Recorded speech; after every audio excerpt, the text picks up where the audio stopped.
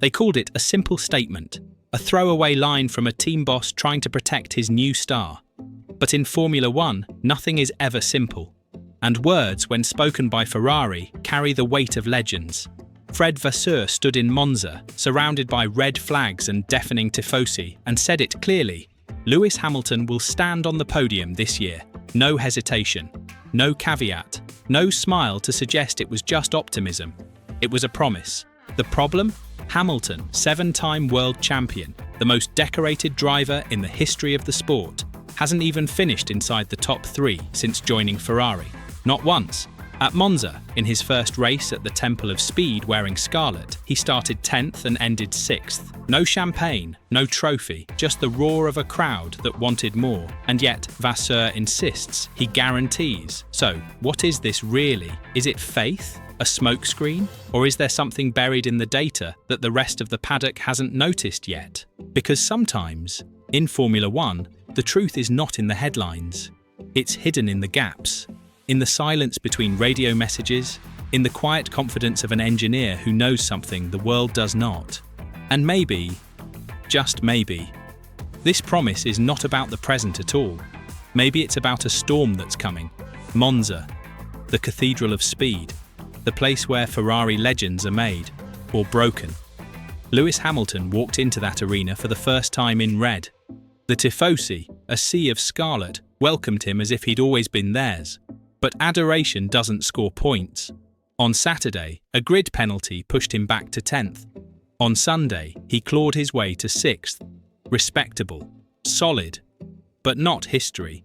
And yet, if you look closely, something else emerges. Hamilton finished just behind George Russell, the same Russell who, this very season, has already stood on the top step of a Grand Prix podium, the same Russell who once followed Hamilton's shadow and now, for the moment, stands ahead of him. That proximity is the symptom. It's easy to dismiss a 6th place. Easy to say, Ferrari isn't ready, Hamilton isn't adapting. But when you end the race on the tail of a proven race winner, there's no longer a canyon between you and victory. There's only a thin crack in the wall. And cracks, in Formula One, can be everything. Because the difference between 6th and 3rd is not just raw pace, it's timing, a safety car, a pit call, a single lap of tyre degradation. One decision.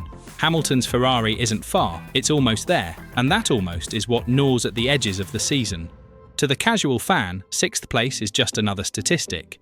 But to those watching closely, it is a warning. The podium isn't a fantasy. It's stalking, lurking just beyond reach. The symptom is clear. Hamilton is closer than it looks. Ferrari in 2025 is a paradox. They are second in the Constructors' Championship, and yet they feel invisible. No wins, no celebrations, just the burden of consistency without glory. McLaren has rocketed into another dimension, Red Bull still bites with Verstappen, and Ferrari is left fighting for scraps of symbolism. And into this storm walks Lewis Hamilton. The 7-time champion was never supposed to be just another driver. His move to Maranello was seismic. Headlines called it destiny. Fans spoke of Schumacher echoes. The red suit was supposed to be a coronation, not a compromise. But what did he find? A car quick enough to tease, fragile enough to disappoint. A teammate, Charles Leclerc, who has already delivered pole positions and near victories. A team that speaks of 2026 as if 2025 were already lost. And yet Vasseur's words cut through the noise. Podium. This year, why make such a declaration now? Perhaps because the context is darker than it seems. Ferrari isn't just chasing points, they're chasing narrative. A story to feed the tifosi, to validate Hamilton's arrival, to remind the world that red still matters. A single podium would not rewrite the championship, but it would change perception.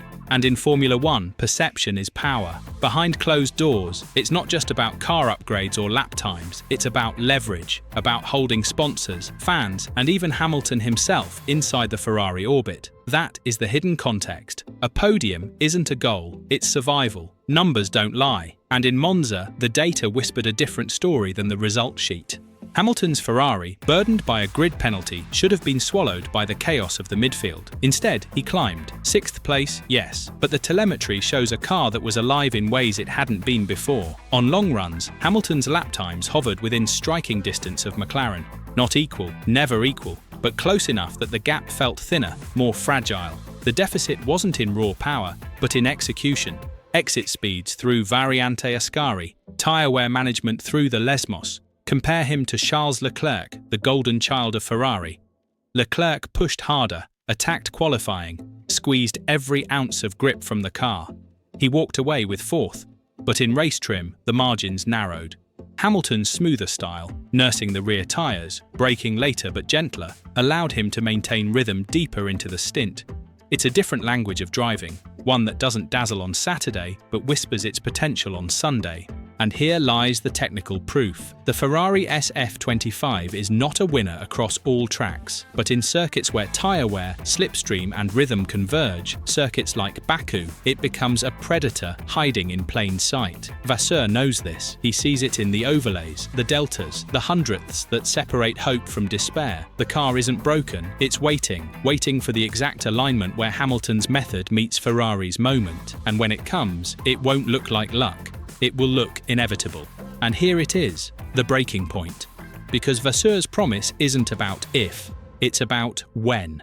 Hamilton does not belong to the midfield. He never has.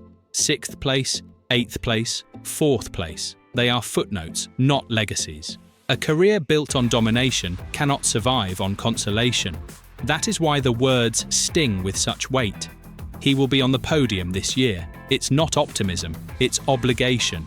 The real battlefield is Baku, a circuit Ferrari has always loved, a place where chaos reigns and opportunists thrive. It's where slipstream and strategy can slice the gap between mediocrity and immortality. It's where one perfect safety car, one flawless restart can turn a 6th place car into a 3rd place miracle. And Hamilton, more than any driver on the grid, knows how to wait for that moment, to lie in the shadows, conserving, watching, calculating, then, in a heartbeat, to strike. But the risk is merciless. Because if Baku fails, if the good shape Vasseur predicts crumbles under pressure, then the promise curdles into a curse.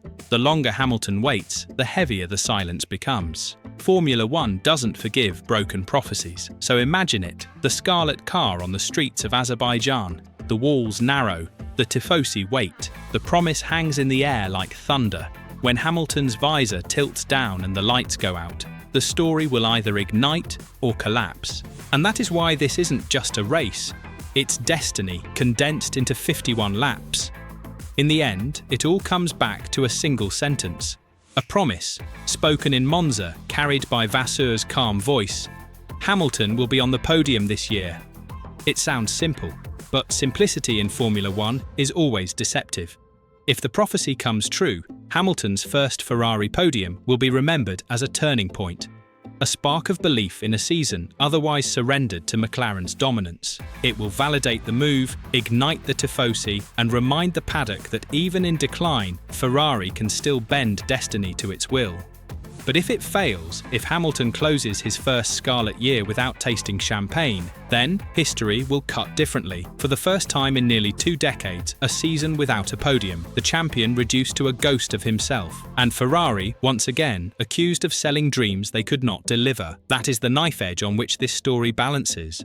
It is not just about a result, it is about survival, narrative, legacy. Because in Formula One, perception becomes truth. A single podium could rewrite a season. The absence of one could stain a career. So when you watch Hamilton's Ferrari circle the next tracks, don't just look for speed. Look for silence, for the tension in his engineer's voice, for the tiniest hint of inevitability. Because sometimes the real story of Formula One isn't in the victories, it's in the promises that hang unanswered. And maybe, just maybe, Vasseur's words will echo as prophecy fulfilled, or as the most haunting silence Ferrari has ever known. And now I want to hear from you. Will Hamilton's first Ferrari podium come as redemption? Or will this season end as the beginning of a tragedy? Drop your thoughts below, and if you want more deep dives like this, don't forget to like and subscribe.